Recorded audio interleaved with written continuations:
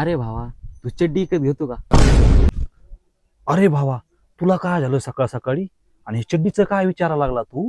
अरे एका चड्डी माग जीएसटी किती जात असन सांग बरं. हे जात असन बाबा 1-2 रुपये. आपल्या भारताची लोकसंख्या किती आहे माहिती आहे का? असेल 145-40 करोड. 143 करोड रुपये चालले सरकारला.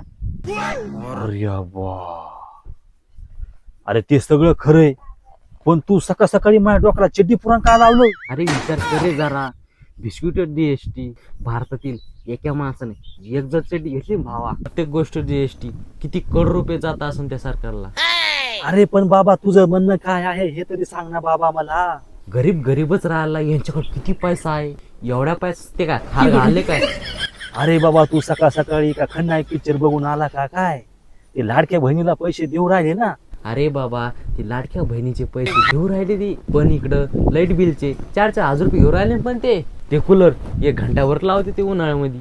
असे जर आपल्यासारखे गरीब जर अमीर होत चालले तर श्रीमंताच्या हाताखाली कोण काम करीन रे बाबा?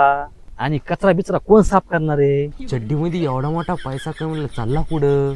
अरे बाबा, रस्ते गिस्ते बांधावं लागते, एवढा तेवढा खर्चीला असल. रस्ते भरून राहिले का ते? अरे बाबा, तू कधी जालन्याच्या MIDC मध्ये आला का तू? अरे आम्ही तिथून कमराला तेल लावून जातो.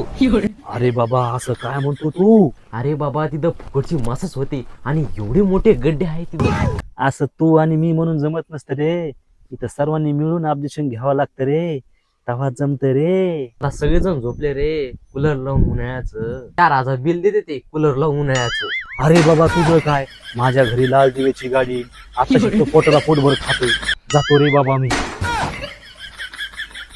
बाबा